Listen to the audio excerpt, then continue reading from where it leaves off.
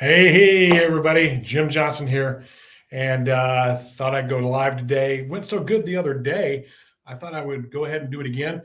Um, I've been working on this 365-day hard thing. And no, it's not 75 hard. 75 hard is the workout and the water and the reading and all that other good stuff. But I wanted to challenge myself this year to do something I'm actually kind of uncomfortable with. And that thing that I'm uncomfortable with is creating this type of content where it's live, kind of a little bit off the cuff. And I didn't want to just do what everybody else does. I wanted to make sure that every day was something valuable. And so that's what I'm hoping to do today. And so I said, hey, how am I going to do this and keep it fresh, keep it cool? And so I decided to start doing some themes. And yesterday I did Think About It Thursday, did a short video, posted on Facebook Reels and Instagram Reels and TikTok and stuff like that. And day before that, I did a live just introduction to what it is that I'm doing. And today I thought I'd come back with a live and do what I'm calling Freeform Friday. And so I've got all kinds of topics I could talk about, but those of you that are out there watching right now, it says, my man, I don't know who Facebook user is. You could type that in. I think it might be Eric Richardson. He popped up as my man the other day. So it might be the same guy. Hey, welcome back. You guys, this is Freeform Friday. This is going to be about you guys. But if I don't, am I anonymous again? Yeah, you got to give StreamYard the whole like, hey, tell them who I am thing. But yeah, you're anonymous again. It's the best way to be sometimes. Wish I was a little, good. I guessed correctly. So Freeform Friday. I would love for this to be a thing where you guys have something on your mind. It has been something that's bothering you all week. It's something that you're proud of. It's something that was just good news. It could be anything and everything. That's why they call it free form. Who knows? I might show up on here one day with a beer. It is Friday afternoon anyway. So what do you guys want to talk about today? There's quite a few of you already on. I have some ideas, and I can throw some of those out if you like, because there were things that came up throughout the week as I was working with contractors and things like that. Some of these things came up, and I thought maybe we could share some of those here live on Facebook and maybe help a few people out. One of those things that came up this week, like who should I hire first? We could talk about that if you like. They wanted to talk about this 365 hard, like why am I doing it? And so we could talk about that if we want to. Resolutions came up and the lack of belief in them and the belief in them and what they do and how many people fail and why they fail and stuff like that. There was a lot of AI. What areas do contractors who are trying to grow struggle with them? Oh, great question. They struggle with a couple of different things, and it depends on their stage. Great question. So I'm going to write that up on the board here. I'm going to use my vibe board today. We're going to use that and kind of show what that does. What do contractors, and I'm talking the other direction, so you probably can't hear me real well. What do contractors struggle with the most when they're growing? Struggle with growing. Running out of room there. So a couple of things they struggle with.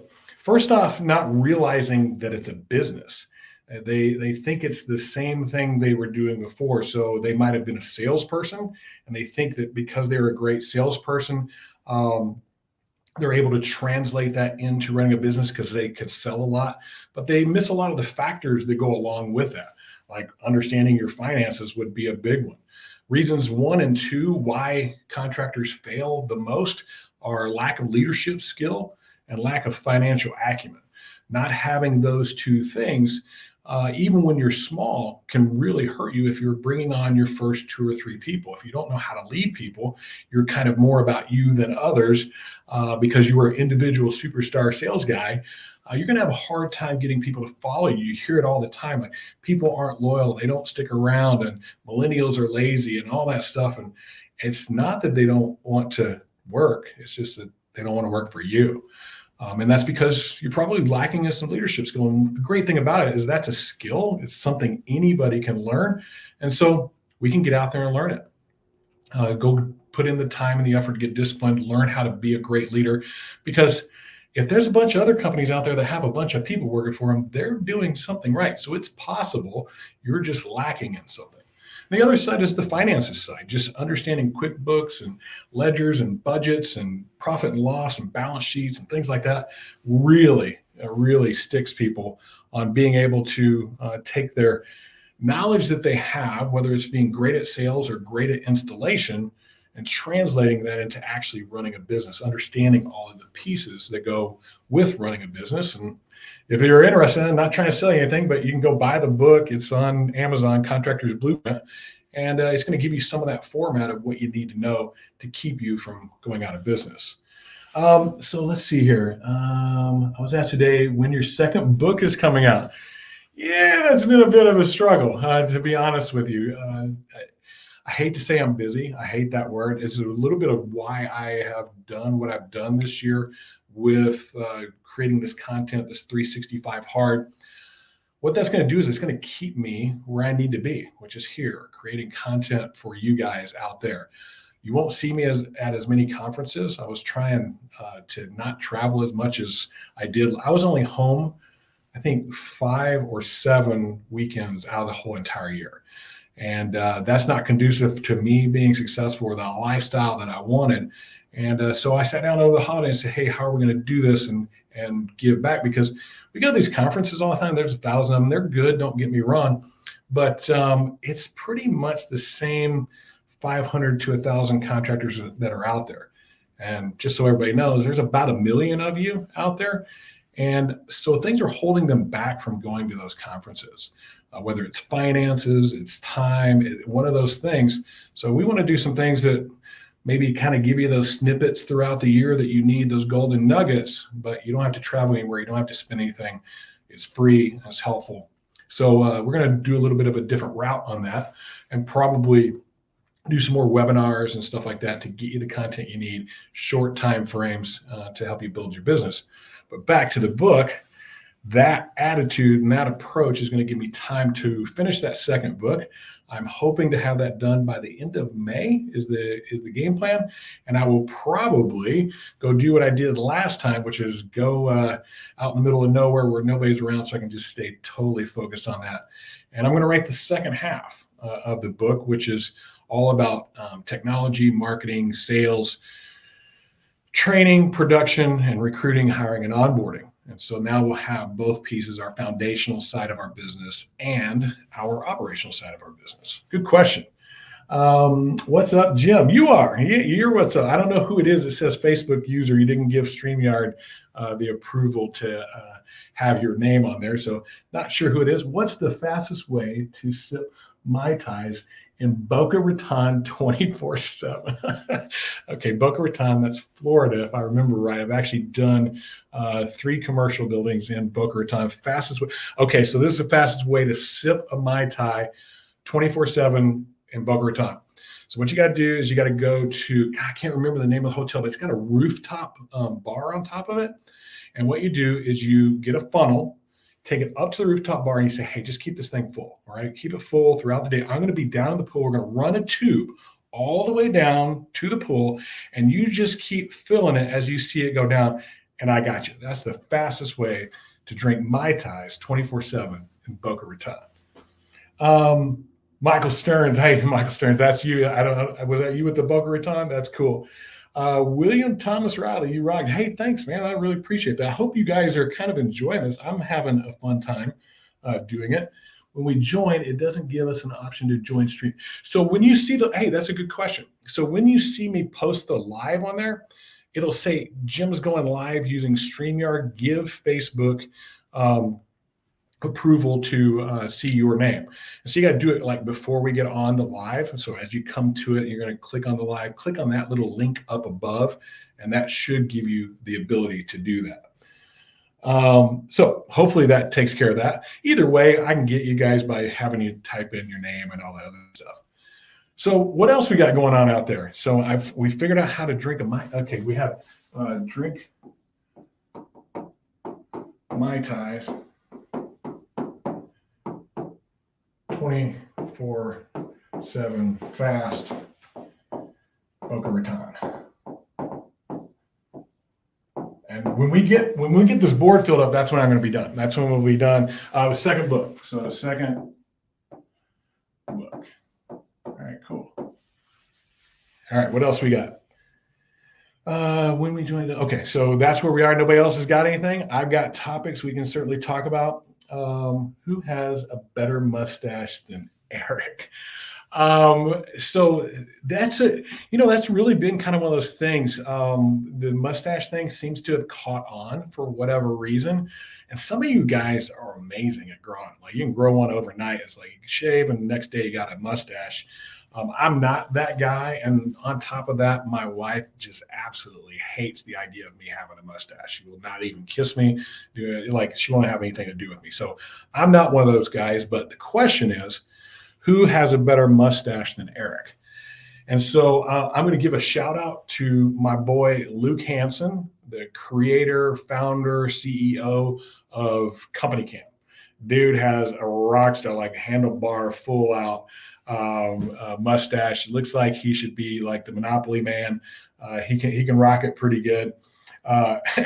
Aaron Christie, yeah, he's got a pretty good mustache going. My guy, my right-hand man, Nathan Thibodeau. That boy can grow a killer mustache, very Magnum PI, or he's somewhere between Magnum PI and Ted Lasso, one of those two, somewhere in there.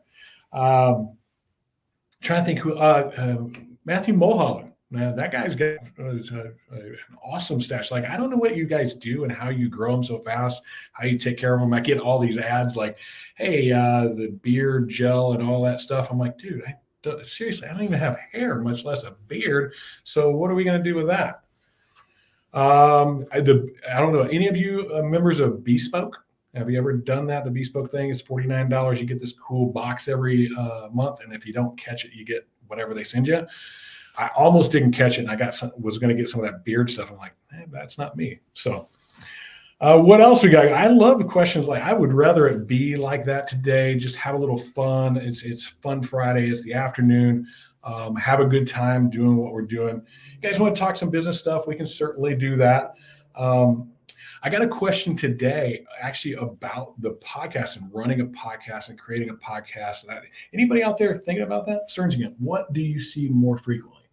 Storm contractors that don't participate in digital marketing, or retail roofers that have sales teams that don't do self-gen activities? The one I see more often, retail teams that do not have self-gen aspects to their business. Now, neither one of those are very high. Like Storm guys don't do a lot of Storm guys don't do a lot of the digital marketing. They're challenged a bit because of the moving around, and digital marketing has some establishment side of things to it, where like your SEO, you got to kind of establish yourself. There's some ways to do that, and we help teach a lot of that here in our coaching to overcome those type of things. But you have to be a little bit more proactive and plan those things out. For whatever reason, the retail guys, I always talk like there's two things that are kind of wrong with those two different models. One is the storm people, all the guys that do storm restoration, thinking they're salespeople. If you go out and you sell a roof to somebody for their deductible and put that roof back on, you're not a salesperson, you're an order taker. And I'm sorry to say it that way. That is what it is. I think about it. You would be the world's greatest salesperson on the planet if you sold Mercedes for $2,500. You'd sell 1 million of them. You sell every Mercedes that they make. So that's not sales, that's order to. People would line up just to get that done. And then the other side of it is on the retail side, those guys are lead babies. They wait around till they get a lead, and they don't understand that if they were out doing some self-gen aspects of what they do, it would make a huge difference in their income, make a huge difference to the business they work for, make a change in their lives and for their families, maybe some generational wealth. So expand your minds a little bit and open up your minds to these other opportunities. Some of my best clients out there are retail clients that door knock. They door knock, they also create leads digitally, and they absolutely murder it. So stormers probably want to hide from callbacks for states. It depends on the storm. Now, I know us storm restoration guys. I was one for a long time. Get kind of a bad rap out there, but for the most part, most of them do it well. It's the ones that don't do it well that get noticed. It gets loud. It gets obnoxious, and everybody's like stormers are bad. I think a lot of those guys do really good work. They're really trying hard to do it right. Now, don't get me wrong, there's the nefarious ones out there, but I think there's more good ones than bad ones. 100% great, valuable information. All right, let's go. Hey, Pancho, good to see you, man. Good to have you on board here today. What other cool that question was retail versus storm marketing. All right, I'm leaving some more space. What other questions we got out there? That was a great question. What is it that's on your mind? You've been thinking about? Is technology scaring any of you guys? Recession scaring any of you guys? The consolidation side of things, is that on anybody's mind? You guys kind of going, oh man, these are all things that are concerning me, and I'm worried about them, and all that good stuff. What's happening there? Those were some things that came up this week. Automating your processes came up this week quite a bit. And then one of the other questions I got after my last live was like, what do you guys do? What are you? And we Contractor Coach Pro, I think there's some indication that we're coaches, but what do we coach and how do we coach it? We got an amazing review today from one of our clients that really kind of summed it up. He said there's lots of coaches out there. There's marketing coaches, there's sales coaches, there's recruiting coaches and business ops coaches and things like that out there. We're the only one that I know of that kind of covers all the bases. That's really what we're about. We have head coaches that help our clients in leadership and culture, process, accountability, sales, marketing. They work with them in those areas, recruiting and hiring. And then we have like specialist champion coaches that they are very focused on a specific area that us head coaches probably you wouldn't want us coaching you on. So like finance, HR, advanced sales coaching, like what Chuck Toki does with us, advanced marketing coaching, like Tommy Richardson does with us. Those are our team. So from start to finish, all those 12 areas of our business, we're able to help you in all those. And they said, well, how would you describe yourself? I said, kind of like a board of directors, or maybe to look at for you. We're not like your virtual CFO type of thing. We're more of a board of directors where you can rely on us to be able to answer most any question you would have about your business in all the various aspects of it all in one place. And super affordable for having an amazing board of directors. Usually a board of directors is pretty expensive to have for your business. How can I hire Eric Richardson? Now, Eric, are you posting this? Like it says Facebook user, so I'm not sure who's posting it, but it says, how can I hire Eric Richardson to come and teach me solar? He would be a good guy. That would be a great guy to probably teach you some solar. He does an amazing job of it. I don't know if you guys know Eric Richardson. He's based out of San Diego, been doing roofing for a long time, understands it inside and out from installation to business to marketing. And the solar thing, he's really invested a bunch of time in. I don't want to like throw him out there, but if he's one of those guys that will answer questions, reach out to him if you're interested in solar, because there is pitfalls there that can take you down in a hurry. We've had to do some reclamation projects with contractors after getting into solar to get them out of the hot water they got themselves into. But solar can be really good for you if you know the ins and outs of it and what you're doing. Eric said, yeah, it's me saying that. Are you offering that now, Eric? Are you like going and teaching people how to sell solar? That's pretty cool, man. You are one of the top, like I would ask you to come teach me how to sell solar. That's not one of those things that we do. It's one of the few things that we don't teach here at Contractor Coach Pro. Maybe you can come to work for us, Eric. Maybe come be our solar coach. That's cool. Anytime you can help. That's great. So what else we got going on?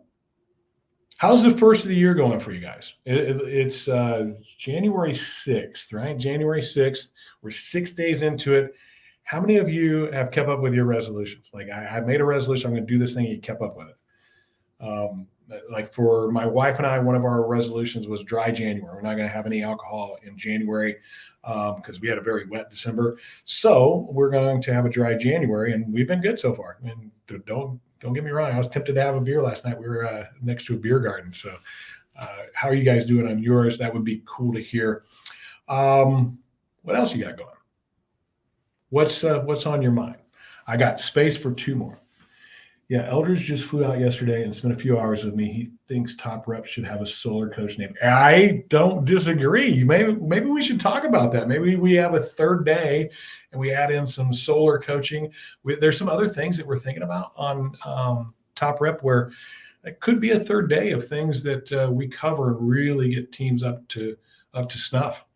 And solar would be one of those, some personal marketing and how we handle that to self-gen leads. We would be able to create more time for that by adding in the canvassing and door knocking side of things, because we don't talk about. First off, to learn how to canvass, it shouldn't take anybody more than maybe half a day to learn the ins and outs of it, like the script, the role play, the practice, get it down well enough to actually go out and start implementing it. Now, over time, you've got to have some experience to get great at it, but I can get you pretty good at going out and door knocking and generating leads, whether retail or storm, shoot, in half a day. It wouldn't even probably take that long. It's a few good scripts, a few different things about approach, a mindset that you have to have, that you're not out there trying to sell something, you're trying to serve someone. And it's not all that hard. But from there on, what do you do with it? That's where it starts to get a little bit more difficult at the ins and outs of being a solution selling methodology type person. So what else you got? Hey, Eric, maybe you and I should talk, man. That would be great. I think Chuck would love having that conversation. Well, if you're interested, we could probably figure something out. So hit me up. Anybody else got anything? So solar, Eric Richardson is getting into teaching that stuff. That's cool. Let's do it, he says. All right, cool. Why don't you reach out to me and get on my schedule, probably not next week, but the week after. After the first year, it gets really crazy with new clients like that. Everybody kind of waits till after the first year and says, all right, I'm ready for coaching. And it's crazy. Like we will have people that we talked to 3 years ago come back and say, okay, I'm ready now. I got everything in order. I'm like, oh, then why do you need coaching if you got everything? It's like I had to get stuff in order. Start then and we'll help you get there a lot faster. You don't have to wait 3 years. We could probably do it in 3 or 4 months. And that's really the value of coaching. It speeds up what it is that you're learning, that we have the experience and the knowledge to share it with you quickly. And then we hold you accountable. That's really the biggest part of the whole coaching thing. And you think about it, if you played any sports or played in the band or anything like that, you got this accountability piece that you had to learn the thing and come back and show the thing. And that was the most valuable part of coaching I ever got. It's the most valuable part of what I think we do is saying, hey, we've got a meeting coming up. We're going to do that meeting. And we've got to have these things done by that time. And sure enough, over a pretty short period of time, you got all this stuff in place and like well-oiled machine, and it's spitting out money to you. So I'm a believer in coaches because I use them myself. I have a financial coach. I have marketing coaches. We just hired another automations coach. So there's things that we do coaching wise as well. All right. I don't see any more. What do we want to talk about? It's Friday. What's tomorrow? Anybody know what tomorrow is? Go ahead and type it in there if you're on watching and stuff. What is tomorrow?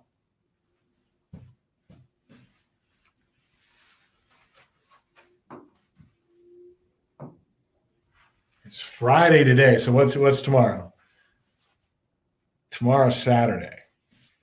So what is Saturday to a contractor or salesperson? I got signed a few weeks. One industry, just I can expense a snowboarding trip. Okay, let's go. You want to see me crash and die? That would be great, but I would do it. I'm not scared of it. And funny enough, my daughter, son-in-law, and grandson live in Castle Rock, Colorado. So we're headed out there end of January. So Want to meet me out there? We can go snowboard and bust our tails. I'm not very good at it. Can you teach me? Can you teach me how to snowboard? Now there's a topic right there, snowboard. Oh, dadgummit. Forgot my thing there.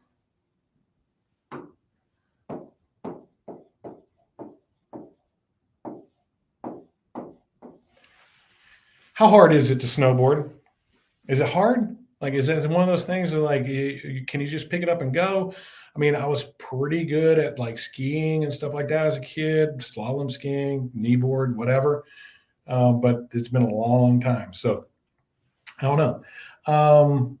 The Duralast the next week after and Cancun the week. Man, you are just traveling like crazy. And it says, heck yeah, I can. All right, good. I got an instructor snowboarding. Let's figure out if we can make that thing happen. And like I said, reach out to me for next week, later in the week, and we can probably set something up. I feel like it's a conversation with me and Eric. This is great. I love it. Eric's one of my favorite guys in the industry. He genuinely pours in to others without expecting anything in return, which is super cool. That's a good alignment with us. All right, so we got snowboarding up there. I got room for one more thing. And I said, hey, what's tomorrow? Don't forget that. What's tomorrow? It's Saturday. What is Saturday to a contracting salesperson? What is that day?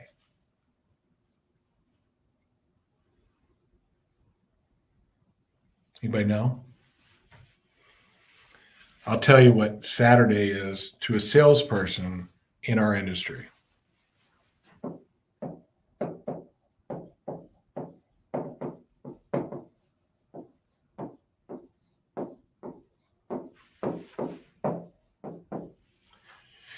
Saturday is money day. Saturday is the day where we earn our difference between everybody else. It's the day that nobody wants to work, but everybody's home. Everybody has they've gotten their week done. They're at home. They're not stressed as much as they were earlier in the week. That's an opportunity to go out and start talking to people, meeting people, and working with them, and reinvesting with them, reinvigorating old leads that you had, and getting out there and seeing them. Just dropping by on a Saturday, you know they're going to be there. I always talk about it like I see this number that everybody talks about for a salesperson is sell 3 a week. Like sell 3 a week, that's 12 a month. It's pretty good income. We can all put the numbers together. I'm like, I can do that on Saturday. Is that what this is? It's a 1 day a week job. Like if I just focus on Saturday, I could do that on Saturdays, and did for several years. So why aren't we selling on Saturday? Take Monday off. That's fine. I get it. If you've got something to do with the kids and the family and stuff like that, you certainly should go do those things. But try to schedule them like, hey, I'm going to go sell from like 10 to 2 or 3, and then let's go do our thing. Or schedule it, but schedule at least 1 or 2 Saturdays a month to go add to that revenue that you can generate. So any sports goals for this 2020? Oh boy, somebody asked me one of those questions. Dude, with young kids, my weekends are tighter than weekdays, and that's completely understandable. I get it. If you have the opportunity to mix in 1 Saturday a month, it will probably make you all of your sales goals and probably top salesperson in your company, because nobody else is doing it. If nobody else is doing it, we do one little thing extra above and beyond what everybody else does. We usually end up with a better result than the rest of the team. Any sports goals? I do, but there's a question mark with it. And I talked about this the other day on my live as well. I'm dealing with some health issues. Like most people can't tell, like if you walk up to me and talk to me and stuff like that, but I got some kind of autoimmune that's going on. We're getting it figured out. I've got some doctor's appointments, and I think we got a good handle on it. But it's going to be a 7 to 12 month thing to get it under control. About the only sport that I can do, and it's pretty dang painful right now, is golf. Like that's about the only one. But Pancho, in answer to your question, I have put it on the board to do a Spartan race at some point this year. probably in the fall sometime after I get through some of that stuff. As soon as I start feeling like, hey, I can go do that thing, I'll go do it. It's frustrating because I can't work out. Like I really want to work out, but my shoulders are just absolutely killing me. So I'm trying to find other ways. Walking, I feel like an old dude because it's about all I can do is walk a couple of miles. But yeah, Spartan is pretty intense. If I'm going to do something, don't do it halfway, right? So maybe I'll add that down here. Spartan race.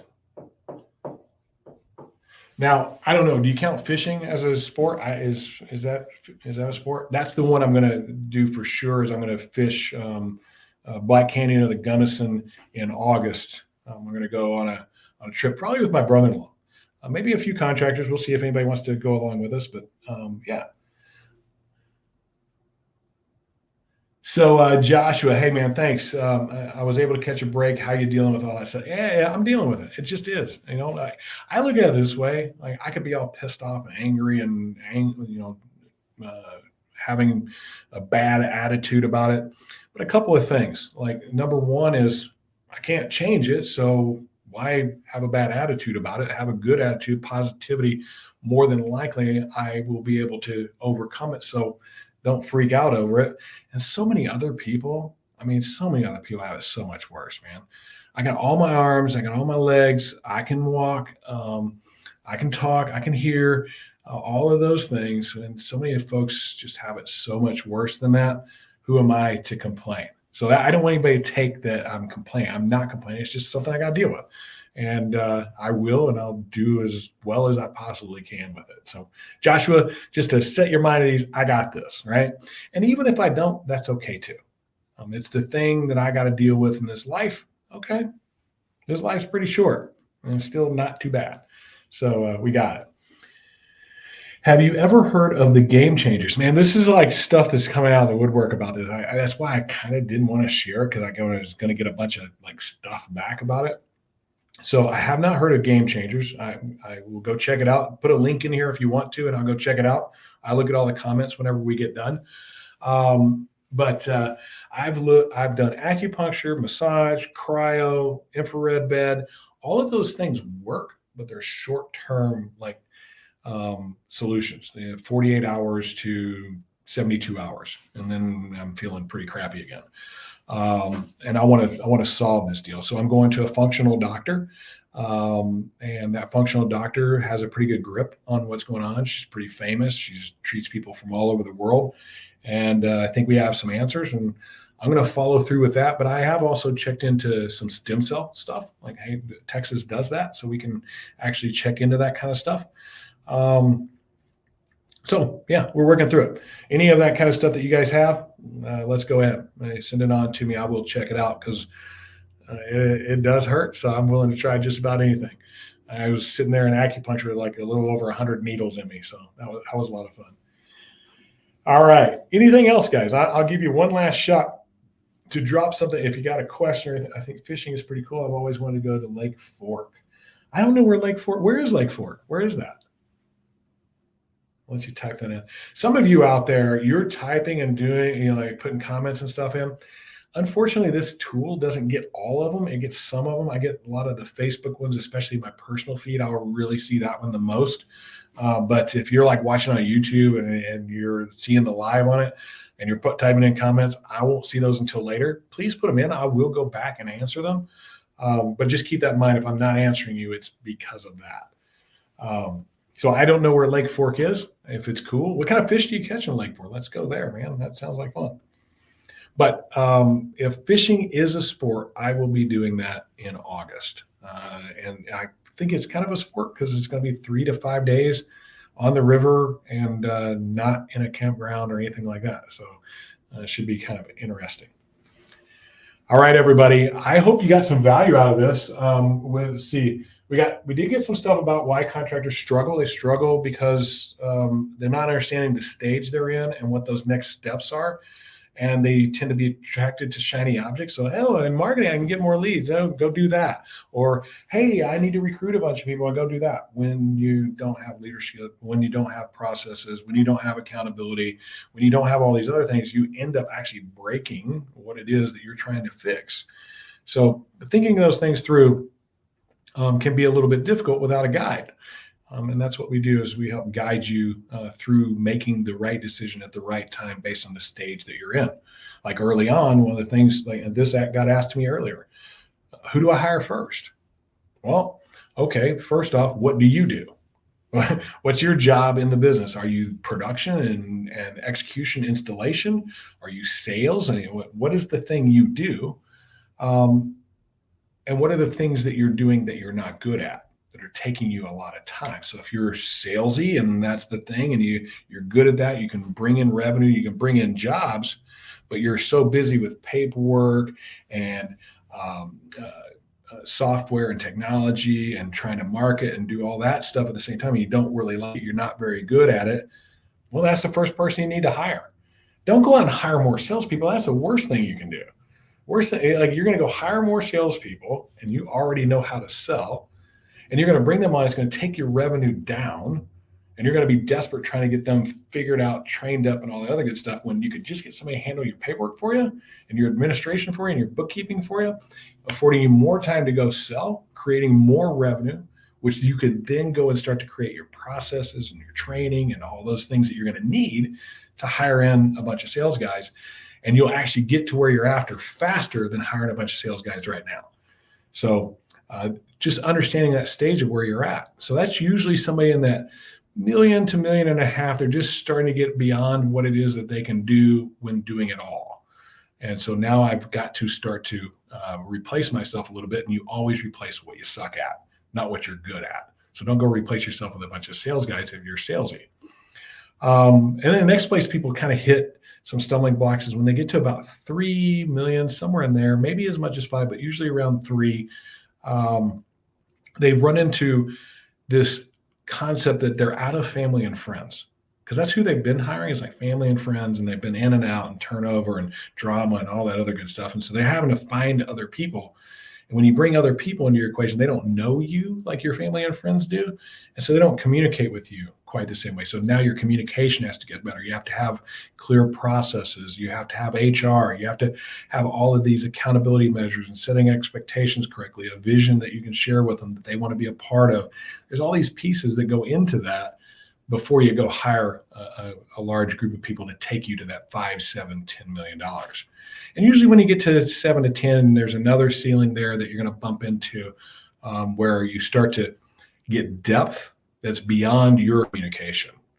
So they're now out of your circle of daily interaction, and we have to communicate deeper, which means deeper processes, deeper systems, deeper tools, and then you can actually grow it again. So that's what we're doing. So Joshua's, it's here in Texas. They have been some big bass caught there before. It is a sport. I agree with you. Catching big bass is a sport. I love doing it with a fly rod. It is amazing catching a bass with a fly rod. Tackle Warehouse, Huddlist. Okay, I'll check that link out whenever we get done. I got to go check out Lake Fork. I don't know where it is in relation to me because Texas is a big place. And so I know that there's places in Texas, and I'm in the middle of Texas right now, very center. They're 8 hours from me, and I'm still in Texas. So it's a big place. Hey, guys, it's been a joy. It's been fun. I'm on here longer than I thought I was going to be. I was hoping to kind of keep it at 30 minutes. You got any last thing, we'll hit it. But, yeah, I think we got some things covered. Second book, when it's coming out, hopefully in May. Retail versus store marketing, which one is better at what? Snowboard, it looks like I'm going to get some lessons from Eric. East of Dallas, about 60. Okay, so out towards like Sulphur Springs and that kind of area. It sounds like maybe somewhere out there. Yeah, that's like 6 hours. It's a long ways from here. But if we can hook up a time that I'm out in that area, man, I would love to go and fish. Saturday is money day for you sales guys. I will be back tomorrow. I will probably not do a live like this, but I will do some content on Saturday about sales. That's what I'm going to do on Saturdays. We're going to call it Top Rep Sales Saturday, and I'm going to share some content about sales for you guys. So while you're sitting there and you listen to it, you're going to get this like, hey, Saturday's money day. More of that I can teach you and preach to you. More of that you can actually execute, the more you'll actually change your results at the end of the year. And then Spartan race. Yeah, I'm going to try and get healthy enough to be able to go do a Spartan race. And I don't know, there was one up here too. How to drink a Mai Tai the fastest way possible 24/7 in Boca Raton. It's Freeform Friday. I love questions like that. Like, it's make the craziest question you got. Let's have a little fun on Fridays, a little value on Fridays. Go out there and serve your customers. Get that in your head that that's what we're doing, and we're serving others, because the more you serve others, the byproduct of that service is to be served back even more. It's biblical. Like, I'm not teaching anything new. I'm not some guru going, hey, there's this magical thing that if you go help people, they'll want to give you back more. It's all of us gurus, that stuff that we talk about, like leadership and processes and recruiting and hiring and vision and culture and all. It's all biblical. We're all just scamming it out of the Bible, to be honest with you. At least I'm honest enough to say it. So it's a good place to really put your head into and read into it, what it's actually saying to you. Because when they asked what the most important commandment was, love God, love your neighbor. That means serve them. Go out there and serve people, and they will serve you back.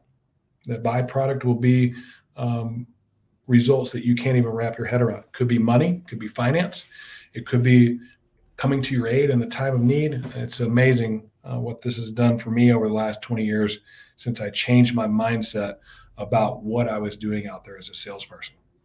Hope this helped you guys. Have a great one. That's the end of Facebook Live. I'm going to go home, hang out with my wife, and not drink anything. We'll talk to y'all later. That's Jim Johnson with Contractor Coach Pro. Oh, a last thing, you like what you're seeing, you like what you're hearing, you want to find out more about what we do, contractorcoachpro.com. Click on the contractor assessment. We'll assess your entire business for you. And we'll actually do a free coaching call, not a sales pitch, coaching call. We'll look at the assessment, say, hey, these 2 or 3 things look like the things that are the issue. This is what we would do about them. And that there's no obligation. You like what we do, you want to get coaching, great, but you don't, and you need some tips to get you along the way. We're more than willing to do that with you guys. So, Ray Celia, thank you so much for being my mentor, coach, and friend, Jim John. Man, I appreciate that, Ray. It's been awesome to watch you grow in your business and grow in your faith. That's just been cool, and I'm glad to be a part of it. It's been really neat watching the results of what we've been doing over the last 10 years, hearing from you guys and the results that you get. It's the reward. It's why we do what we do. All right. That's it. We're out.